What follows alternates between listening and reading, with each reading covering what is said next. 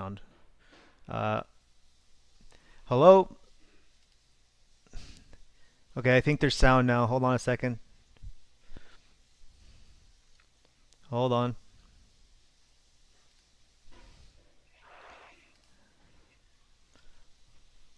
Okay, so can everybody hear me now?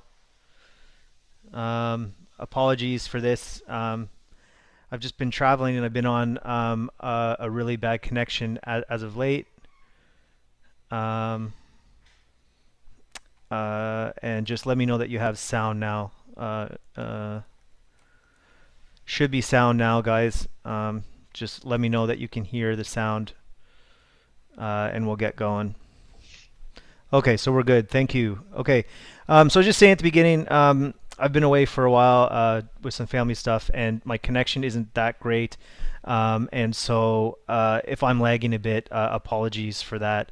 I'm kind of between houses, different internet connections, and so forth. Um, but anyways, let's get going. Okay, so today we're here with another Elrond Talks, and it's very happy to be back. And today we have Ryan from Aerovek here. He's an entrepreneur, developer. He's been in the blockchain space for a long time. He's an Elrond warrior. You all know him, and he's out there. He's out there doing some really good work. And I'm really happy to have him on and tell us about what he's up to. We're going to talk about why it's a no-brainer to be developing on Elrond, and we'll take some questions and the usual. Again, just apologies if there's any lag or if there's a crash at some point. As I said, I've just been away and between family houses, and the internet sometimes isn't that great. So apologies for that. So without further ado, I'm going to get Ryan on to tell us why he's chosen Elrond, how he found Elrond, and then after that, we'll get into the conversation as per usual on various things. So without further ado, I'd like to introduce Ryan Dietz, founder of Aerovek Aviation. Hey Kevin. Thanks for having me. It's going to be fun to be here. I haven't done an interview in a while, so this should be exciting. But right to the point. We started on Elrond for many reasons, but mostly because of what everybody likes about it: the speed and security and inexpensive transactions. So we found Elrond, I think 2018 October or something like that. When they first got listed on Binance, I was one of those nerds that was always combing through, finding new projects and things like that. So was lucky to find it and did my research and kind of never looked back from there. That's awesome. I'm actually one of those nerds who found Elrond through Binance as well as part of the IEO actually, and I got a lottery ticket or two I think for that, and so yeah, it's great to have you. So we have a tradition here at Elrond Talks where we just have you tell us something about yourself that proves you're not a robot. For example, I like to surf, bike, and I'm learning how to kite surf. So let's get your human side out there before we get back into the nerd talk. Yeah, of course. So it's surprising to some, being a developer, but really into dirt bikes and racing. I come from a racing family. My dad was a racer. I was a racer, and my son is now. So that's what we do on the weekends. That's what we do for fun. We try to ride dirt bikes. We race karts and anything we can get our hands on that has horsepower. So I guess that's my human side, is the adrenaline junkie, always chasing that fix. Okay, we're just having some reports of a bit of an echo, and I think that's actually part to do with the stream health. But let's just see if that echo goes away now. We'll keep talking, and then if someone can tell me if it's gone or not. Like I said, the connection is a bit weak, so hopefully the echo doesn't go away. It does go away, I mean. Okay, so apologies. I just want to wait and see if we can get that echo away. Okay, it's fixed now. Okay, great. Okay, so we're fixed. All right, so yeah, so race cars. That's awesome. And obviously aviation as well, right? Yep. Yeah, so aviation was something I picked up a couple years ago. A friend of mine's a flight instructor, and we had to take a business trip for my last company, and it was kind of a short trip. So, he hit us up and said, "Hey, I can just fly you there," and fairly inexpensive. And so we took him up on it. And ever since that moment, I've kind of been hooked, So I started going to flight school and started logging hours. And hopefully one day I'll get my pilot's license. But, between development and family and everything else, it's a hard thing to kind of focus on all at once. So I get up when I can, but not as much as I'd like to. Yeah, that's awesome. So you seem to be a man of many talents. So you race cars, you're starting flying, and now you're also a developer.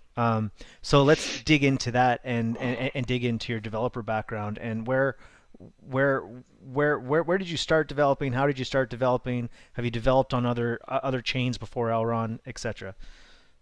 Yeah, so I think I started back in '08, '09, something like that. I had a t-shirt company that I was doing graphic designs for and stuff like that. And I needed a website to put the shirts up, and tried hiring somebody, and that was a nightmare, and it was expensive, and we never actually got anything. So, the entrepreneur in me kind of said, well, why don't I just try to do it? And I took a stab at it, and of course failed and failed and failed, and just kind of kept working at it, kept learning, and did a little bit of schooling for it. And here we are however many years later, and I'm still learning and still pushing the envelope. And I think for me it's fun to try to create things that nobody's created or haven't thought about or anything like that. So when I got into the blockchain, 2015, somewhere around there, I was really into Ethereum at the time. I was a miner and all that kind of cool stuff, and I started developing when their tools came out with their Web3 and all that kind of cool stuff. And I really liked Ethereum for a long time, but I quickly noticed the scalability issues were going to be a problem. So, excuse me, I moved from Ethereum. I started messing with Tron, which is basically Ethereum. I'm pretty sure it's a fork. And they had some cool features for DEXs, and this was when DeFi was really kind of starting to take hold and get popular. They had functionality to create AMMs, pairs based on the Bancor protocol. And so I started messing with that, but security was a big issue, and I was never confident with the security of Tron or Ethereum. Have a user hold his own keys and download them and all that stuff. Being a one-man team or a two-man team at that time, it wasn't an undertaking I wanted to do. So that's really when Elrond stepped in with their security, their features, their speed, their inexpensive transactions. It kind of brought everything together that I was looking for in a blockchain project to develop on. So that's really where I took notice. Among being a fan and an investor, being a developer kind of came around full circle for me. Yeah, so you're self-taught with a little bit of schooling, and then through trial and error, I suppose, in some of the other networks, you eventually found the light, which is Elrond, and all that sort of stuff. So as of now, what made you overall say just ditch the other ones, come to Elrond? And what advantage does Elrond have over the other ones in your opinion? Well, I mean, there's multiple reasons. Community was huge. In Tron and Ethereum, there was no community support. It was kind of just a free for all. I was an investor before I was a developer with Elrond, and having that community and talking to guys like Paz and Paul and these guys that were very supportive. And at the time, Elrond didn't have a lot of docs out. I mean, they had some basic stuff for querying the blockchain and transactions and things like that. So I played with a lot of that stuff, but really it was the speed.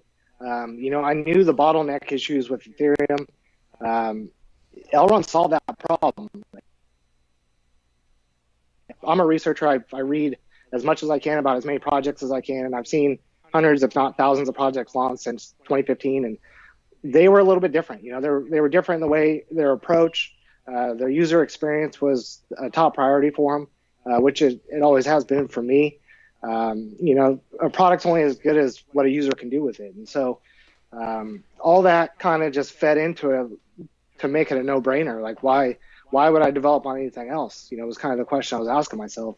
Yeah, well, why would anyone, when you actually look at all the advantages Yeah. that Elrond has, like your smart contracts, if you write them, are going to kick you back 30% royalty, right? So right there, that's something that no one else really does at all. And you have, yeah, the scalability, and yeah, you touched on community, and like community's huge. Have you seen any real support from the team as well? Like I know you've kind of told me, but maybe you want to give some insight to that to everybody as well. How it's been Yep. working with the team. It was amazing. I mean, me being kind of a nobody, just hanging around in the telegrams, getting to know some of the people. I always kind of laughed that I used to pester Sever all the time, and hey, what tools can I play with, and how do I get this to work? And he's been absolutely amazing, with the support of, hey, why don't you try this API out, or give this a go, and so, like I said, that's something you don't get in other communities, and it just kind of fueled the fire for me of how far can I take this? What can I do with it? And and then putting the Aerovek kind of idea out there in the Twitter space, and grabbing people like Mary, and the mods that we have, and getting the support from other Telegram members in the Elrond channel. It's like I said, it's just fueled the fire to keep burning and burn hotter every day. So every day I kind of wake up more motivated to what can we do? What can we build? How can we make this better? And getting the support from them. And whenever I have a question in the Elrond dev channel, Martin's there, within 30 seconds with an answer. So it's unseen in the space to this point. Yeah, and that's accessibility, right? Yep. And bringing more people over, they're going to feel a lot more comfortable about building on Elrond, strictly because, yeah, you got people answering quickly.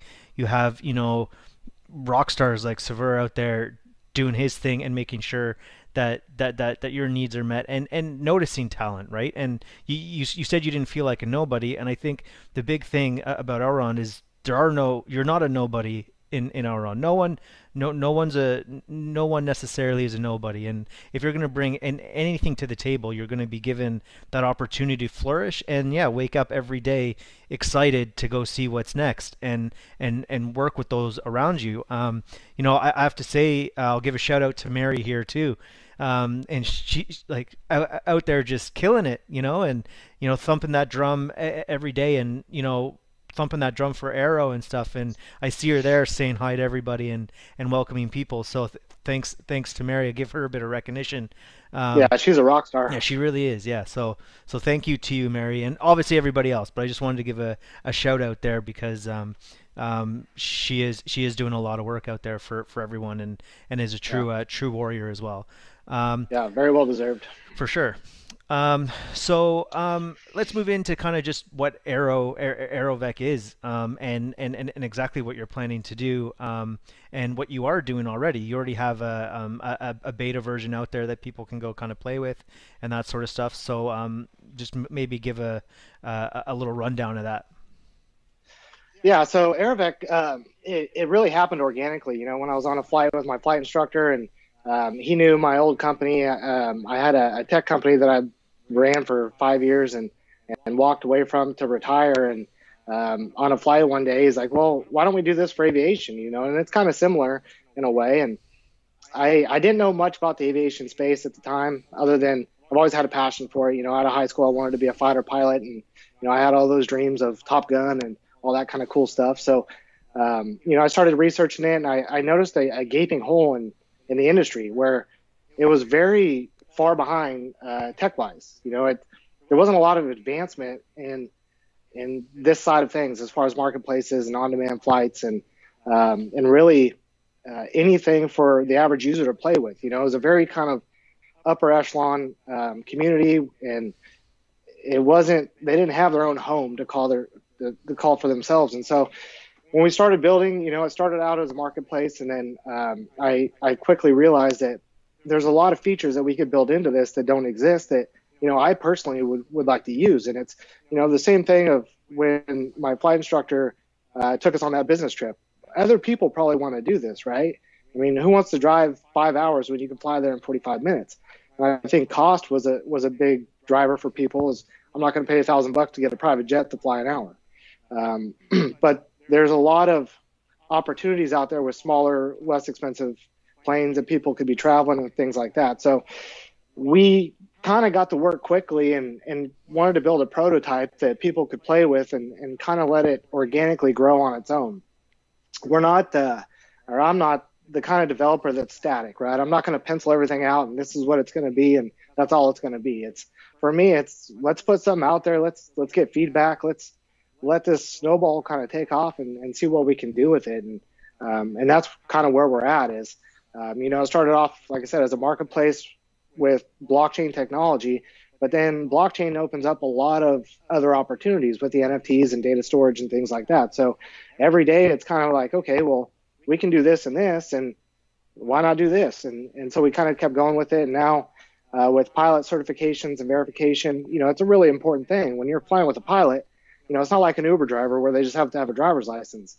They have to have certain certifications and medical and all this stuff. And it's not really readily available. I mean, there's an obscure FAA website. You can kind of look things up. But what if we could bring all that into one place, allow pilots to organize their flights, organize their documentation, have it readily available on the blockchain so it's public, and that's really where the aha moment came in to where, this could be really cool.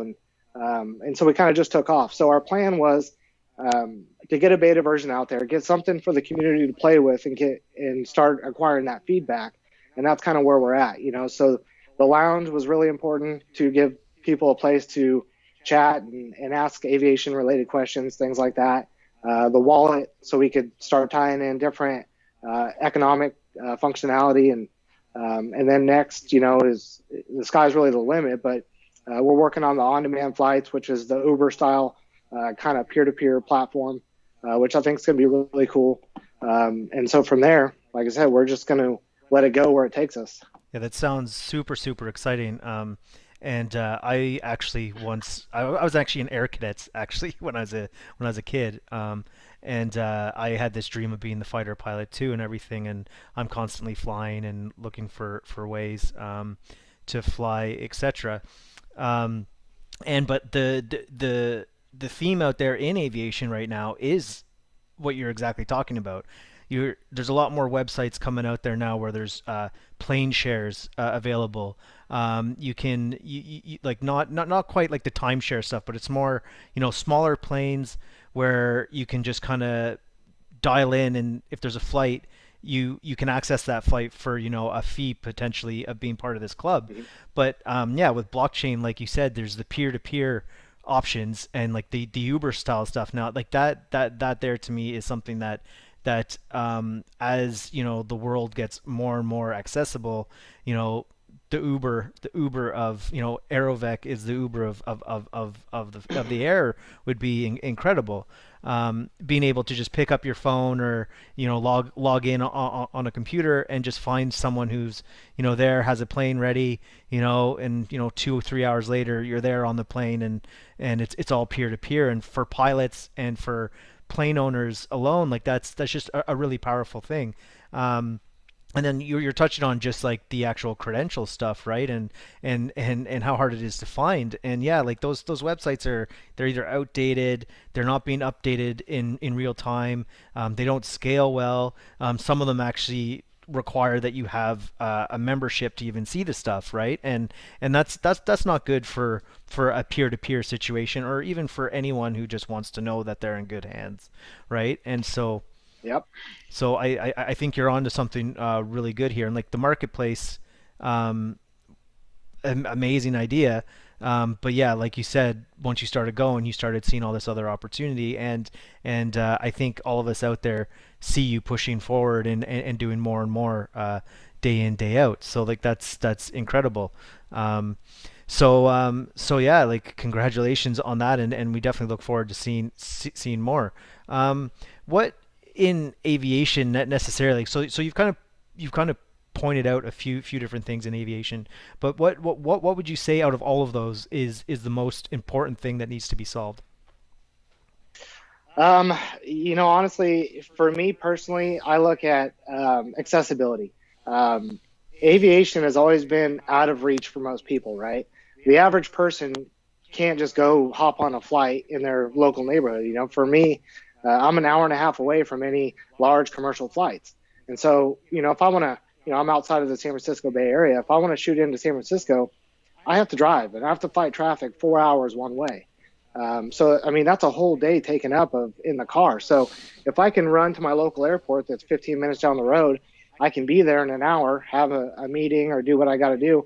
I can be back by lunch. So, it's like Elrond always says, it's about time, right? Time is everything. And it's something you can't get back. So why waste all this time driving and doing all this stuff if you can have accessibility to smaller flights that bounce you around where you need to go, for the businessman or for the people that want to go see family they don't get to see or anything like that. I think one of the coolest things I learned or I was told when I got into the aviation space was the world gets a little bit smaller. And it's crazy how true that is, because when now, driving down to LA, for instance, is an 8.5 hour drive for me. I can fly there in 2.5. I mean, it opens up so many more possibilities for, like I said, families connecting or business trips or whatever, you can see. But that to me is the biggest driver is the accessibility, is giving that option to people that didn't have that option before. Yeah. I think that's something that's pretty cool. Yeah, and you touched on exactly that, and that's the time thing, right? And that's what Mhm. Meyer and Elrond's all about, is taking back your time. Yep. And so accessibility and paired with Elrond is just kind of a match made in heaven. And yeah, you're saying, it's 2.5 hours. That's 2.5 door to door, I assume, to LA, not flight time.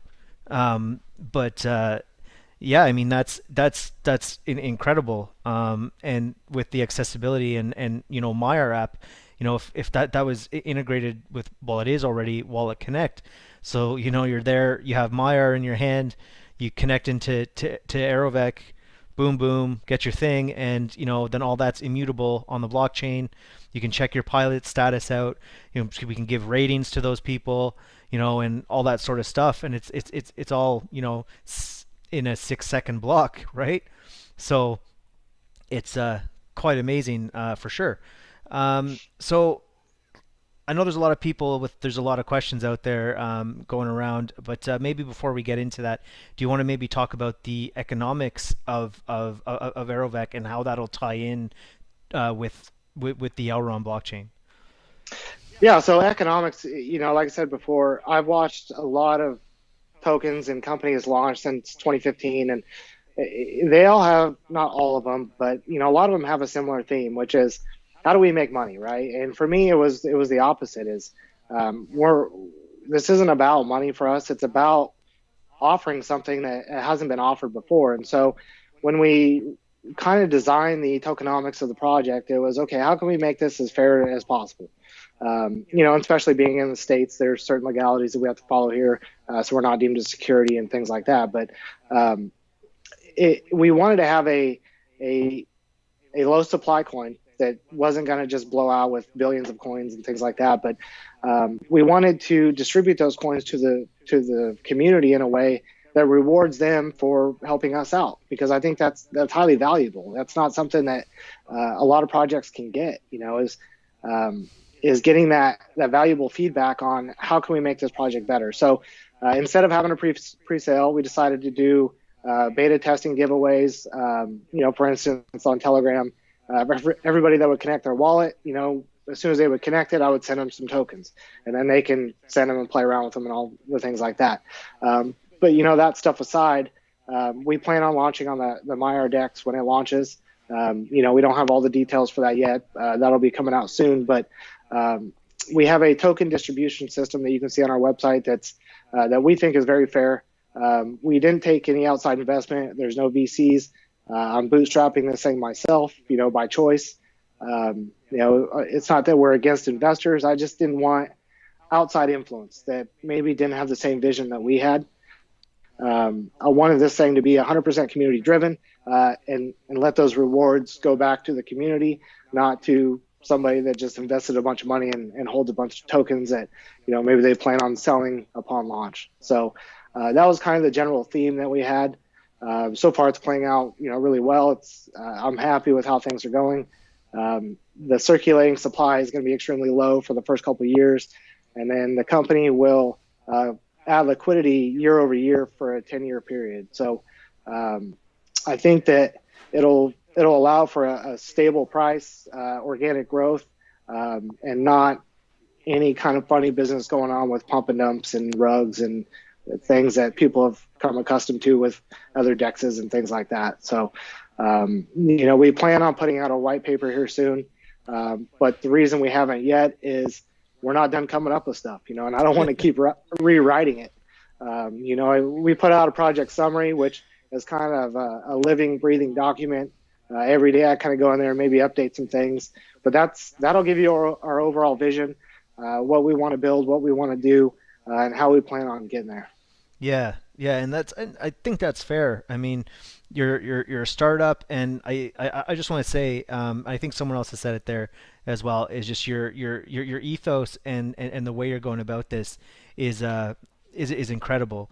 The fact that you're deciding to not allow VCs in, and do it all on your own, it means it protects you from VC influence and all that sort of stuff, and it makes sure that product stays in line with your own ethos. But your general idea is almost the same as what Elrond does as well, right? And it's not about the money. It's about solving a problem and doing it right and ethically and being out there to really change the world, right? And not just not be all VC driven. The problem with VCs is all they want to see is quarterly growth, more money in their pocket, and if that doesn't happen, then there's clauses where they can take your company from you, and that's just not what you want and what most people want.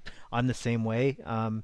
I wouldn't go down VC routes either. And I think because you're doing that and people see that you're doing that, you're going to succeed for that purpose alone.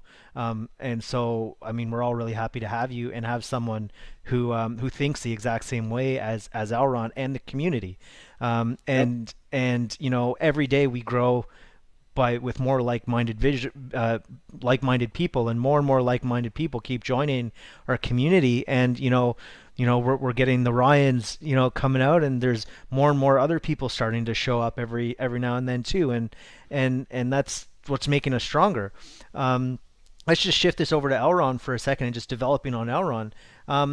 What would you say to someone right now who is planning to maybe build something on Elrond? What would you say to them to push them over the edge? Do it. Don't talk. Just do it. Yeah, I mean, that's something that I've seen in my experience is some people get so caught up with overthinking what they're going to do, they never actually do it. And I've been guilty of that myself. There's nothing wrong with planning and penciling out everything you're going to do, and that works for some people. But some people, you just need to dive in, because once you do, that snowball starts and it'll keep going and keep going. Don't be intimidated. It's a lot of these projects out there that they're very intimidating. It's crypto, it's money, it's security. There's a lot of things that can go wrong, right? But you can't be scared of that stuff. Start with something small. Start with a blockchain query. Start pulling in your transactions. And like I said, let that snowball. Just take it day by day. But at the end of the day, you have to start somewhere. And so the best thing I can say is just do it. Just jump in. Yeah, the thing I tell people all the time, and I'm not a big fan of over strategy either. There's obviously a place to strategy, but what I tell people is just break down your front door and rebuild it. If you break down your front door, you have to rebuild it. If you sit there and think about what the best way to break your door down is, you're never going to break your door down, and you won't get the new door that you wanted, right? So exactly, just do it. Break down the door and just rebuild it. And yeah, you might make a few problems along the way, and strategy is important. What door do I want? But if you don't break down the door, you're never gonna implement anything. So that's great advice. Yep. Exactly. Yeah, and just start in the Elrond dev channel. If you have an idea of something you want to build, start, researching it. Look up the Elrond docs. There's a ton of docs out there on NFTs and transactions and basic stuff of, REST APIs. But hop in the dev channel. Don't be scared. Ask questions. There's so many great people in there that are willing to help, between Marius and Martin and all of them. It's I think you'll find that once you dive in, you'll be sad you didn't do it sooner. Yeah, and that's the thing. Like you see all your friends jumping into the deep end of the pool, and you just sit there and watch, and you could do that for 2 years, and then you finally jump in, and then you won't stop jumping in. You're doing Yep, flips, you're doing dives, you're doing everything. So yeah, exactly. just jump on in. That's awesome. And obviously, I'll add to anyone, any developer out there who's watching, like or as Ryan said, or we'll just call you Rock because everyone's saying Rock the House. I like that one. But anyways, is yeah, like look, you're gonna get 30% royalties back on any transaction fees from your smart contracts. You can pretty well use any language, or will be able to. Um, you have the developer community that actually works and actually works with you. Everyone is super helpful, and is there for you. And you have a lot of use cases, and the tooling is there and starting to come up. The docs are being filled out more and more every day. There's the tooling is there. We're seeing more and more stuff coming out. There's Elrond themselves. Well, like they don't sleep. The developer team, right? They're out there constantly pushing, and bringing us up to that point where we need to be. I think the flip side of that, the reason people pick some of these other chains is because they've had 6-7 years of time to build all their stuff and get to that point, right? And now we're and now we're at that point where we have those tools and people are building those tools, and we have Elrond Tax, we have Elrond Scan recently just came out as well, and yourself. We also have the Black Hat guys who just came out with their MVP. So we're starting to see things move and people are building, and the early adopters are the ones who are going to who are going to luck out and get the most value. But that doesn't mean any other developer shouldn't come in. If you're on the fence watching this and you're a developer, just go to the Elrond Dev channel and just start working on something small and just see how easy it really is, and the support you have. It's unparalleled in the industry, and it's something that's a breath of fresh air out there for a lot of people. And I think Ryan, you're the perfect example of someone who took it upon their own accord to leave other chains to come over and work with Elrond based on your knowledge of the blockchain and developing. So you're a really good use case for that. And like I said, everyone in the community, the team, and everybody, we're so happy to have you. And this Aerovek is just such a wonderful idea. So Well, thank you. so that's great. So we have tons of questions. I have some that I've already picked up. There's one there. There's one there that I just want to, before I forget it. There's one saying, what about flight clearance, right? So I know when you fly private, it's really just you just put your name down. It's not the same as flying in commercial or public, right? So someone asked what would happen with getting your name cleared for a flight, and how fast that would happen, and would that maybe hold up the process in some way? No, when you're flying private, it's not like commercial. That's one thing I quickly learned is, my local airport here, you walk right up to the plane, you get in, you go.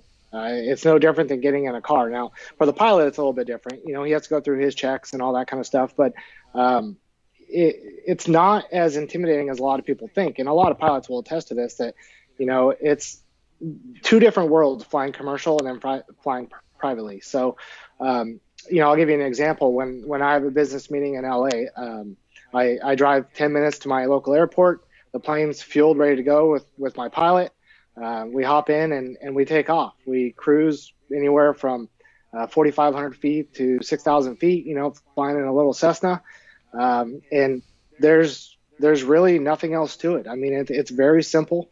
All the responsibility obviously is on the pilot, and that's why the certifications and verifications are so important. You want to make sure that they're up on everything. But that's one thing about the aviation community is these guys aren't slackers. These guys, they're very, very smart people, and they know their stuff, and they take care of their airplanes. And if somebody's marketing their services, more times than not, they're very trustworthy, solid people. So, my flight instructor, for instance, he's constantly getting new ratings, and and things like that. So every few weeks or whatever, he'll call me and I'm getting my jet this or whatever. So the best thing I could say is give it a shot. Go to your local airport, charter a flight. A little Cessna 172, nothing fancy. It usually costs around $150 an hour or something like that, but you can go pretty far in an hour. So if you want to shoot over to the coast, if you live near there or something, go see some family, give it a shot. I think you'd be pleasantly surprised. Yeah, for sure. And I think the problem that like a lot of people don't realize that there's different designations for different planes. Every plane has a different license, or like yeah, so you have to be licensed for a different plane or Capabilities. capabilities. Yeah.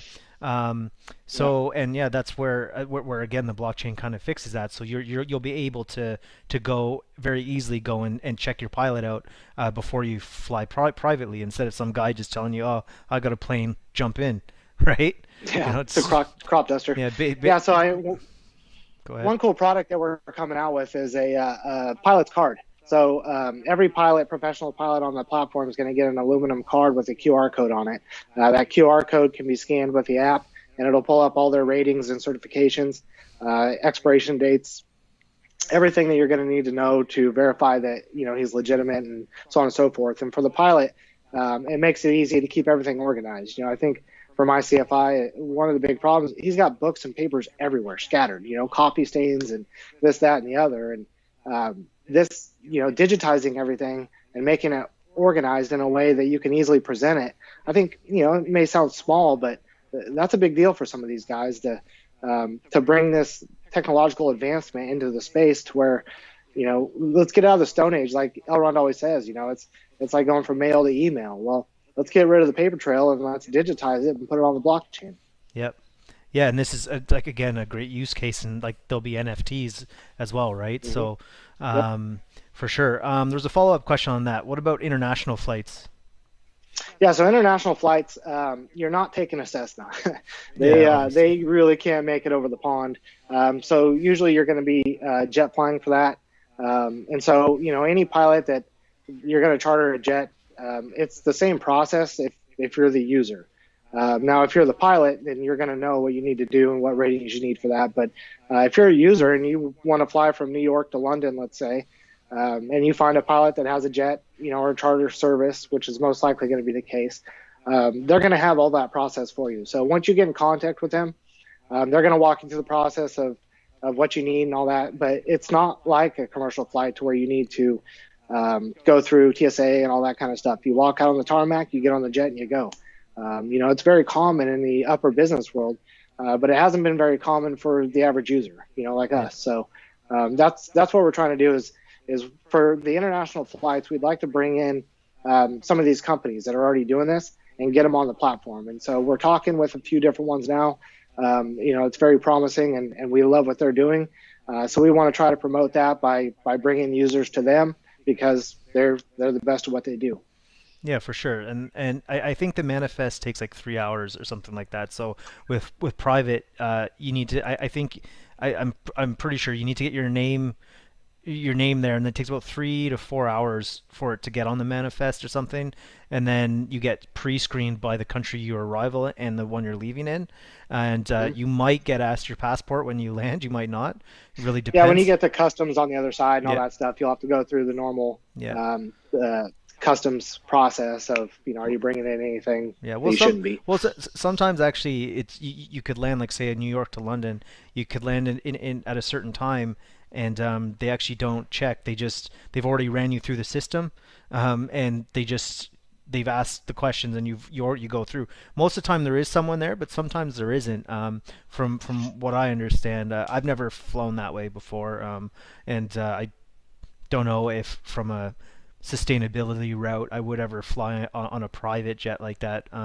Just seems like a big waste of energy and carbon Yeah. emissions. But the small Cessna stuff, the one engine planes or two engine turboprops or something, right? And that sort of stuff super interested in, especially the fact that I live over in Europe, and if that were to be applied for me to fly, say, to Amsterdam to Rome or something like that, or Amsterdam to Paris, and I could just do that on an app, that'd be great, because it probably wouldn't be much more than going commercial. and that sort of stuff. And that's what we're all about. Yeah. Yeah, we're really not doing this to do the big international flights. I mean, it's probably better to fly commercial, honestly, if you're going to do that. It's a lot more cost effective. If you're looking to take a private jet from the U.S. to Europe, you've probably already done it a few times before. I mean, it's not cheap, and we really want to hit home the Cessnas and the bombing around your own states and cross state maybe to see family and stuff like that. That's where I think the accessibility is lacking, and that's where we're going to put most of our effort. Yeah, and so it's exactly like an Uber for planes. Like it's such a Yep. such a cool idea. Back to that sustainability thing. We have a question there. Just what are you planning to give back or offset?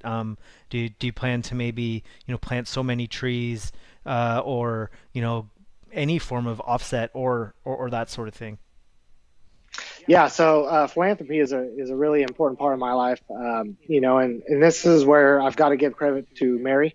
Mary has hit me with a few different charity type campaigns that we're going to be pushing out. One of them is connecting families or soldiers or things like that, as well as different tree planting things, to use your example. But yeah, that's going to be a really, really big part of what we do. We're, following the kind of Elrond trait of giving back to the community.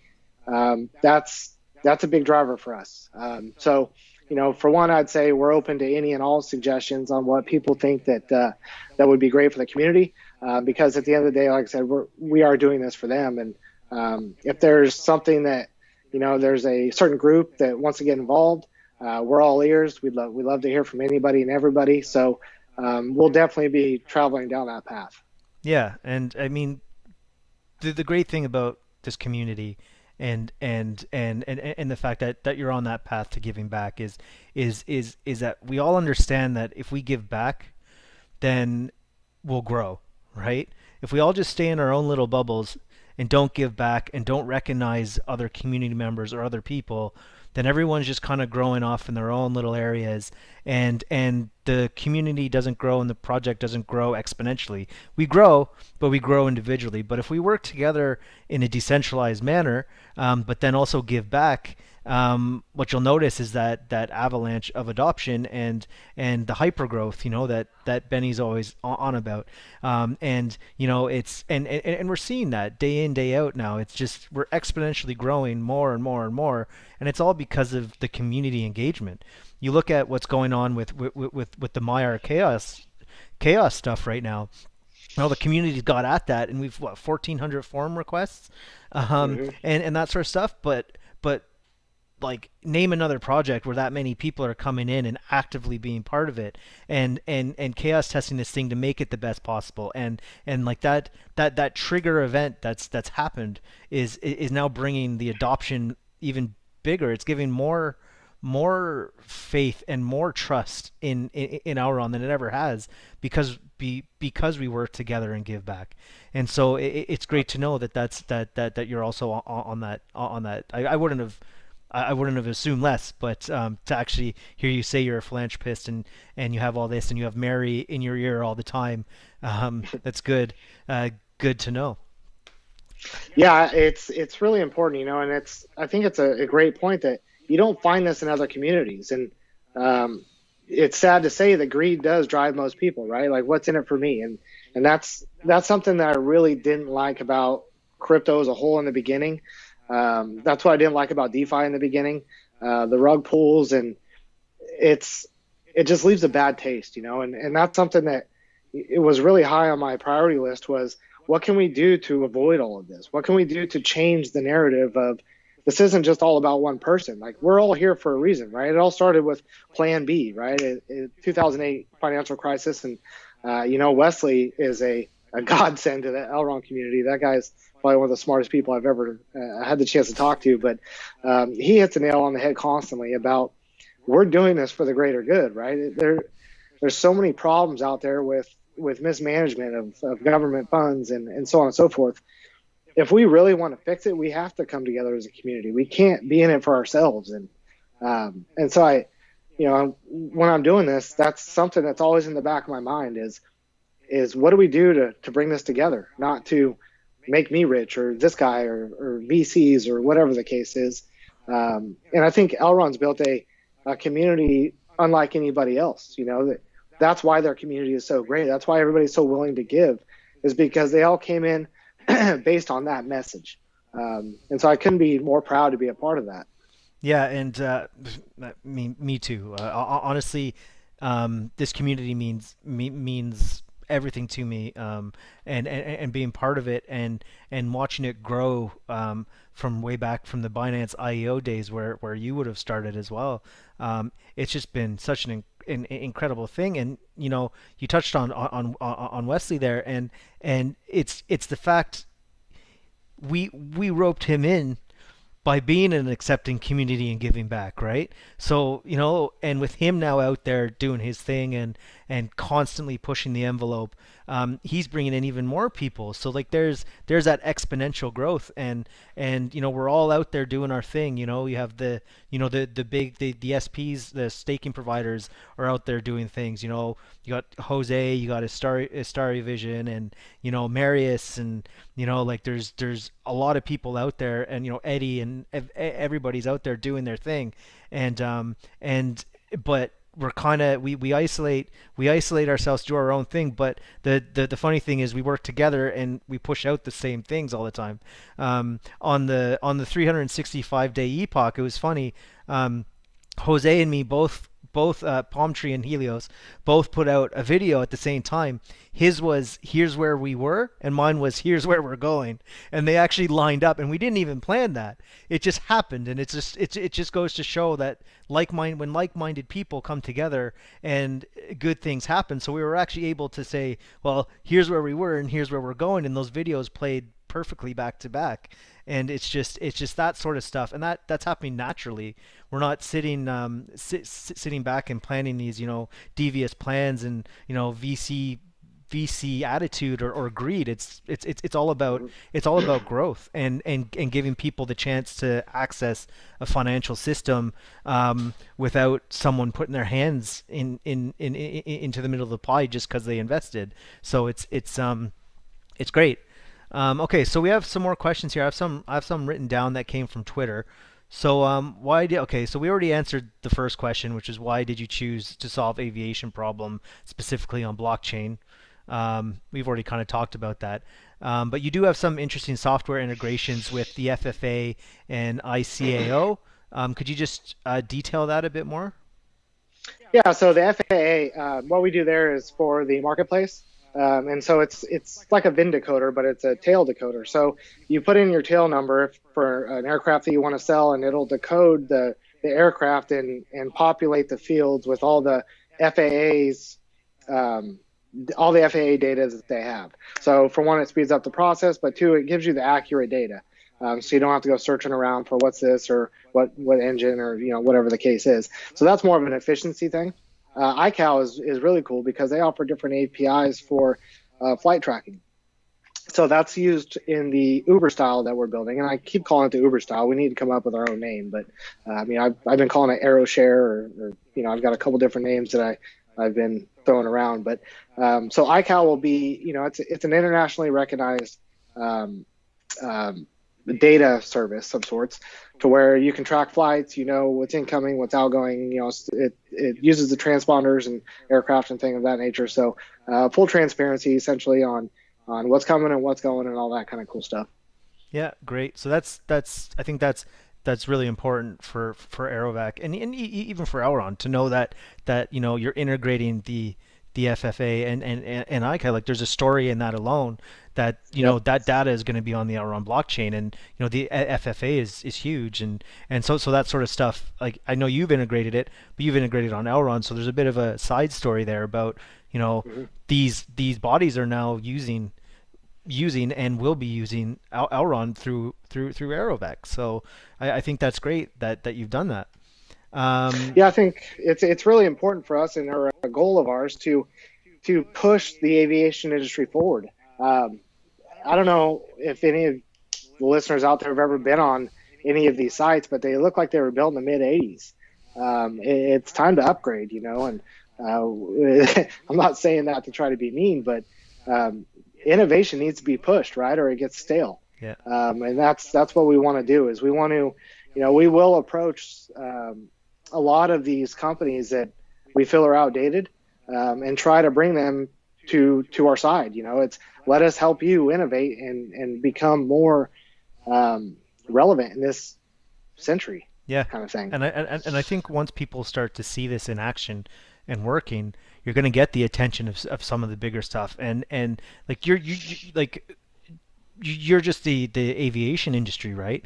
And yeah, that's great. Now you attack that, so we have automotive, we have the Audi Holoride stuff going on, and then there's every other industry. So eventually you're going to see more and more people taking just a small little industry, but once they see a use case, oh wait a minute, we can do that, and then everybody else starts doing it, right? So you're trailblazing that aviation industry, and like good on you, man. Like that's really hard to just go and do something like that and be one of the first, if not the first, to do something like this. And you'll get copycats, but they'll never be Aerovek, right? So that's incredible. So there's another question there. What do you think your biggest challenge is right now?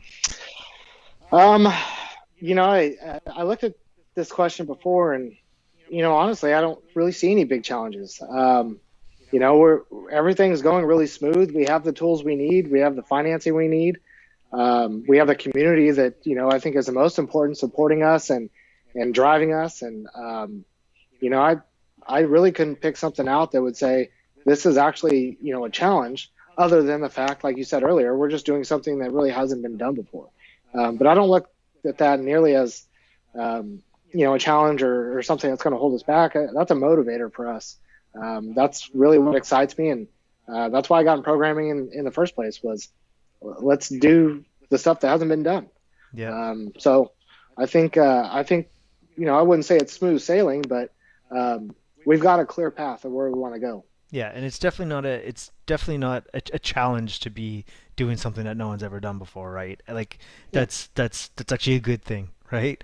yeah, we love doing it. If you see that as a challenge, then yeah, you'll never be motivated by it, right? So I think you hit the nail on the head there for sure. We have a few more questions. Do you ever plan on developing staking farming capabilities on Myar? Yeah, so our plan at this point is to launch 3 pairs on Meyer. We'll have the Eagle pair. We'll have Aeromex and Aero BUSD. So that's what the company will launch and is going to provide liquidity for. But as far as details on LP tokens, things like that, we're waiting on more information to come out. After testing's done, and the official kind of answers from Elrond on what's going to be available and how it's going to be done. So I don't want to kind of shoot myself in the foot and talk too soon about some things, but we will definitely launch on the Meyer exchange as soon as possible. And then offer those three pairs. Yeah, yeah, and like what I think is like we have to kind of just tackle getting the e-gold pairs going and the mex pairs going, get the Hmm. get the MVP out there and live and running smoothly, and then once that comes, then you're going to see other tokens being added, and it's going to open doors for lots of people to start adding into the Elrond swaps, and that sort of stuff, and as long as you keep doing what you're doing, I mean, you're definitely going to be on there with those pairs, right? And it's just we just have to move in the right direction, without taking any shortcuts, like some other projects do and stuff, right?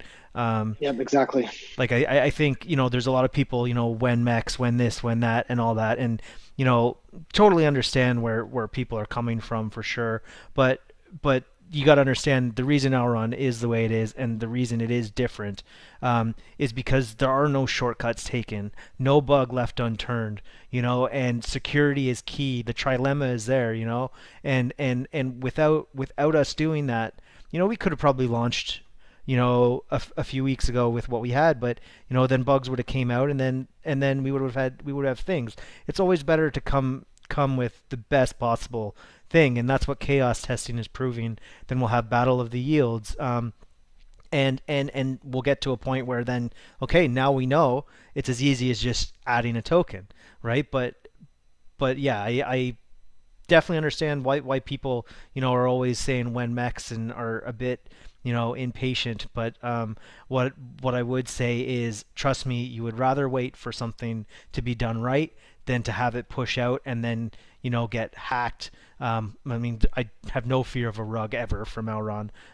Nope. But like and flash loan attacks, and things get audited and all that stuff, but you still see them because they didn't give any user testing, and user testing is so incredibly important. So guys, it's going to come, and it is here. We're testing it, but trust me, the wait is going to be worth it. And as we've seen already, Mex is the exchange is already very user friendly and incredible as is.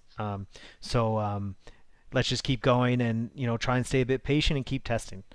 Um, Yeah, very well said. yeah. Okay. So the other thing is, yeah. So they want to know when they'll be able to purchase Arrow, and I think we kind of answered that. And but we do have a roadmap question. So what's your roadmap look like? You said over 10 years you're going to slowly release coins. You've said that you're going to add liquidity as well as a company to make sure that it's a nice liquid marketplace. But what other kind of roadmap items, significant items, let's say, do you have over the next 10 years?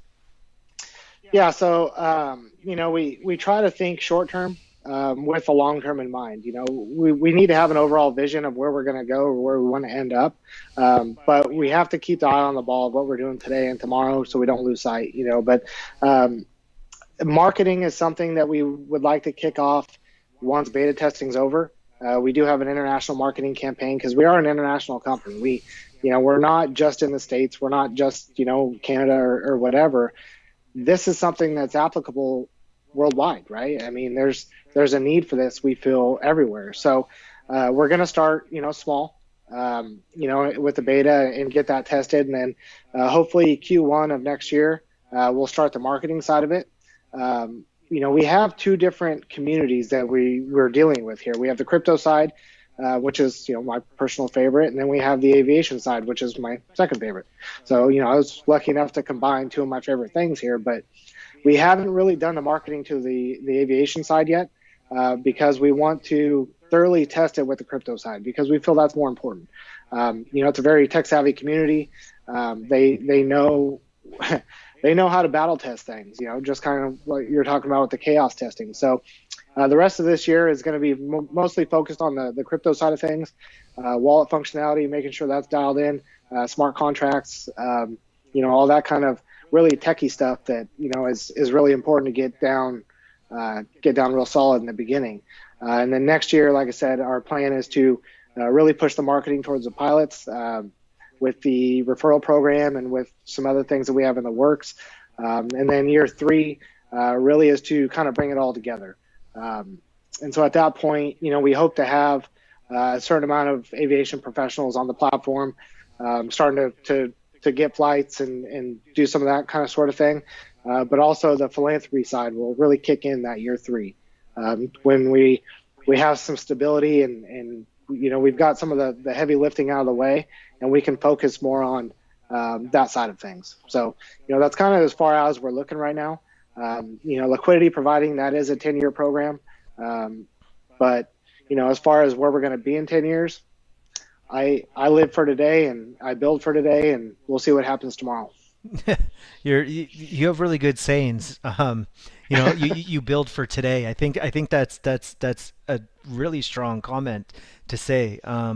If you build for today, your tomorrow will take off or something, right? Yep. And you're talking about chaos testing and stuff for Aerovek. So battle of the air or something, right? Yep. You have your own little incentivized something or something, I don't know, but Yep. Yeah, we haven't really named yeah, it. but I think it's really refreshing to know that you're taking it slow, you're making sure, not even slow, you're just doing it right. You're not rushing anything. You're making sure that each component works the way it's supposed to, and you're not committing yourself to a 10-year roadmap that might shift. So yeah, build for today. and tomorrow will come, or that sort of thing. So I think that's really powerful. So I don't think we have any more questions. We just have one there, just asking about just Mext in general, and just will it be launched with the three default pairs? From my understanding, it will be launched with the three default pairs, but pairs will be able to be added as we get going. But there hasn't been full amount of information on it, but more pairs will come. Just I think on launch we'll just have those three, but they'll come fairly quickly because we're building so that it can be added. They can be added very very swiftly, and there's a lot of other projects out there I think waiting as well, and we're gonna get there. So I guess I'm just gonna close up there now. I'm just gonna do a quick roundup. So yeah, today on Elrond Talks. We've had Ryan Dietz, founder Aerovek Aviation, Elrond warrior, entrepreneur, and all-around good guy.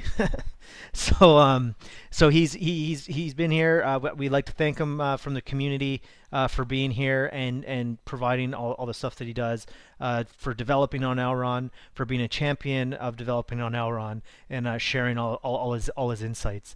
We're very lucky to have you. And yeah, like I said, from everyone in the community team and everybody out there, we just want to say from the bottom of our hearts, thank you, and we look forward to great things coming from your way. Yeah. So that's that. If you want to say Well, anything. thank you guys. Yeah, I mean, the thank you goes to you guys and the community and the support. I wouldn't be here doing this if it wasn't for that. So, it's one thing to be able to develop and have developer tools, but it's another thing to have the support, and if you don't have both of them, you're really not going to go very far. It's been a breath of fresh air working with this community, with Sever and with Pause, and our community with Mary and the cool mods that we have that are so excited and they're so willing to help. That's something that I didn't see in the other projects that I worked with. So I couldn't be happier for the future. And with the trajectory that we're on and that Elrond's on, I think everybody's here at the right time. So get involved if you're not. If you are, thank you. Keep doing it. And, thanks Kevin and Helios for having me on and for what you guys do. I think it's amazing. And, hopefully we can do this, a year down the road or something, and we can see where we're at. For sure. Yeah. And so thanks again. And just for the record, anyone out there, Elrond Talks is open format. It's just not a Helios thing. So if there's anyone out there, whoever wants to do one, feel free to reach out to one of us, me, Eddie, or someone, or even just tweet, I want to do an Elrond Talks, and then we'll go offline and talk about your idea, and we'd be happy to have you as well. Another quick housekeeping item. Next Tuesday at 1400 UTC, I'll be doing an Eco Talks on the Elrond Partners channel with Impossible Finance. It'll be an AMA. So start thinking about your questions, guys, and you'll see me again next Tuesday doing that. Okay, so I'm just going to end it here, guys. And again, apologies for the issues at the beginning. Like I said, my connection is kind of all over the place, and I'm kind of in between places right now. But I will get that sorted for the Eco Chat and make sure that we don't have any issues there. Fingers crossed, I guess. Okay, so thanks, guys, and we'll see you again. Bye-bye.